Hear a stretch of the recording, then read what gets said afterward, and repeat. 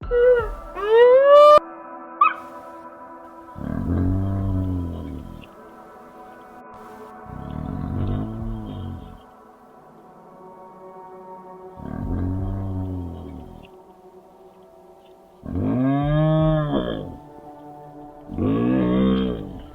are at Lake Yassi. The whole part is called Mangola, and we have Mikochini over there, and far in the distance is Endamaga, where my camp is located.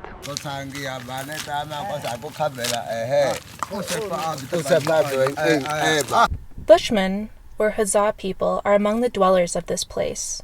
Other communities who live in this area are Datoga and Iraq people, who are livestock keepers. The place is troubled by hyenas who attack livestock frequently, and in some occasions people as well. In the first place, I find them beautiful. So many people will tell me, oh no, they are very ugly. I find them beautiful. And how do we explain love? I mean, it's a feeling that you have that you can't really put into words. The community members of this place are angry with hyena by killing and wounding their livestock, which means an economic loss to their families. Mimi naitwa Rogati, mimi ni mtoto huyu mama. Hapa kuna wanyama wakali sana usumbufu. Fisi, alafu na chui naye anasumbua sana, wanaingia sana muda usiku sana. Anatoa mbuzi. Alafu fisi wanashambulia huko. Fisi ndio wanashambulia huko porini. Kuanzia miaka 3 mpaka leo hii tumeuawa ng'ombe 20. Mbuzi 30. Pamoja na kondoo. This hyena is wounded due to a snare around her neck. She fails to provide a normal voice. This one is wounded on the front leg and her paw is amputated. So they have a matriarch, they are very social, I mean hyper intelligent. Then they are actually blamed to be scavengers, but they are actually more successful than lions. They hunt 90% of their prey. They are very opportunistic, so they're gonna survive long after many other species. They take what they get, and they're smart. The unfortunate thing is that people are not interested to protect spotted hyena that are categorized of least concerned by the IUCN, whereas striped hyena, which are also found in Lake Yassi, are near threatened.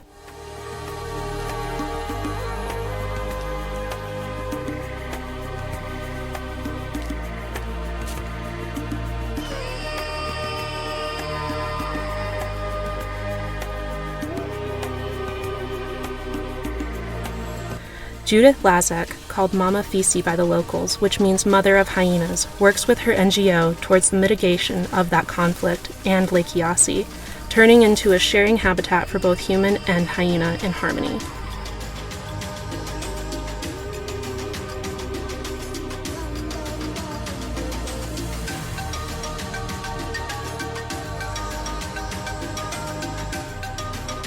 The hyena is from which family? A dog family? No, cat family.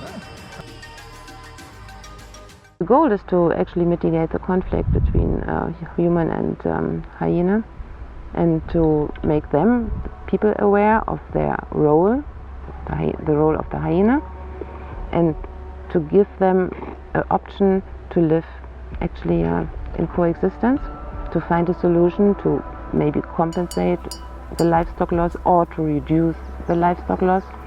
One other issue which would be very close to my heart would be the rabies eradication program, because we experience attacks towards people, and rabies is very well known that it changes behavior, and people sometimes talk about crazy hyena with saliva running out of their mouth.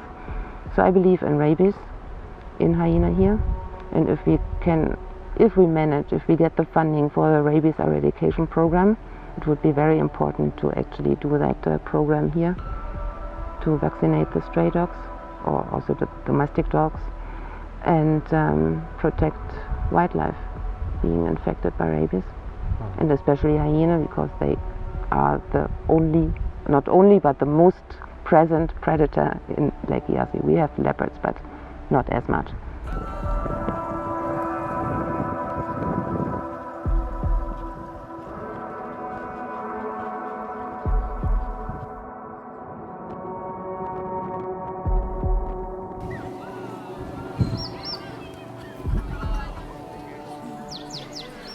I met with Judith Lazaki for the first time in 2022 here when one event happened when one chick attacked and killed by hyena. So after there, Judith decided to come to establish the hyena fishing camp here and doing her project of solving conflict between human and hyena. Right now we are at Kisimangera, and behind you can see the cave system, our big rock system, which is used for a communal dance site of our Mambo clan. Mambo clan was our first clan we actually started to monitor, and we followed him from Mambo Den to that place now.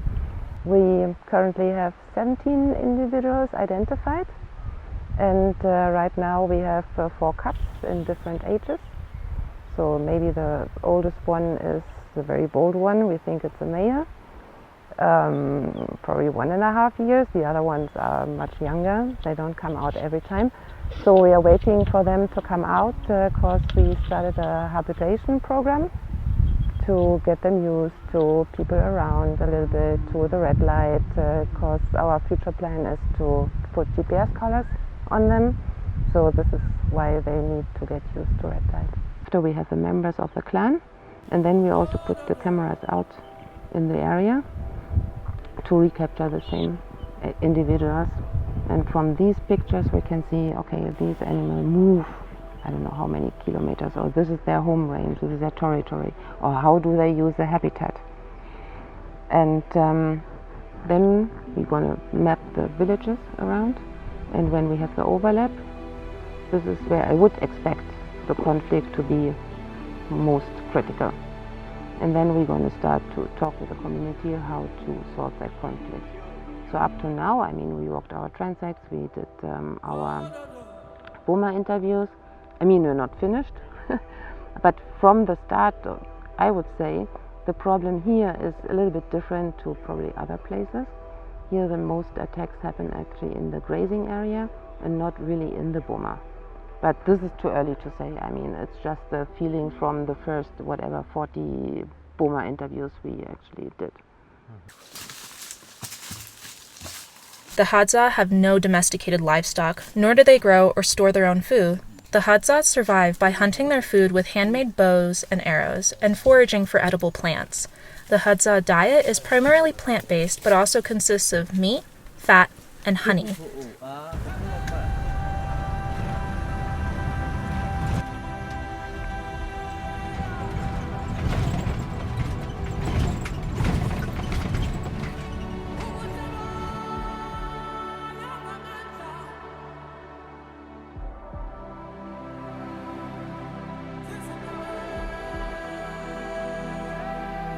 We are at our first den site that we ever discovered. So the Hadza brought us here after we found the first birth den, but not busy. So then they brought us here, and we saw a lot of hyena tracks, so we figured, okay, this is an active den site. We're going to place our cameras for a few test nights, or actually one test night, which was already enough to almost kill our cameras. So they were really working hard on them to destroy it, to drag it, to replace it, to turn it around. When I saw the pictures, I felt so sick. My heart was broken.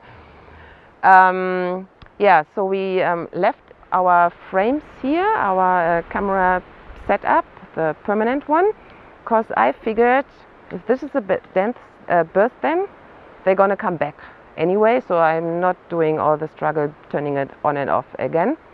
And so May and June we had them here with very tiny little cubs. We saw them the first day when they were out. Unfortunately, something must have happened. The mother didn't return. They must have died because we saw them in and out crying and calling and whatever, and then dead. No adult coming back. So then they moved via Mandageo to Kisimangera, where we had them from July, just 2 days ago. So when we were supposed to come here to check, I was like, they're gonna come back. They are gonna be back. And Lily was first, and he was like, lots of hyena tracks. So I'm very sure, 100%, our clan is back to the birth then. Can you change? Then you can wash. Change. Okay. New one.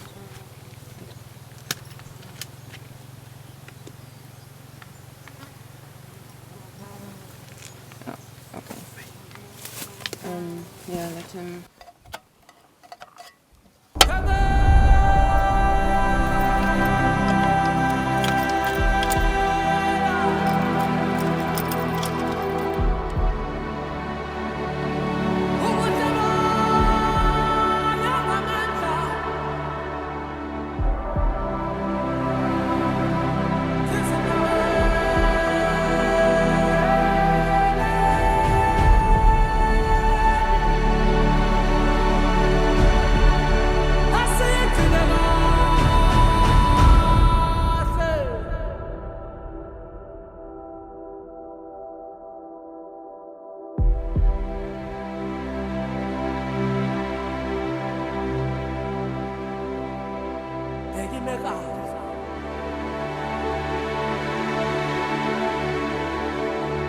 Bobina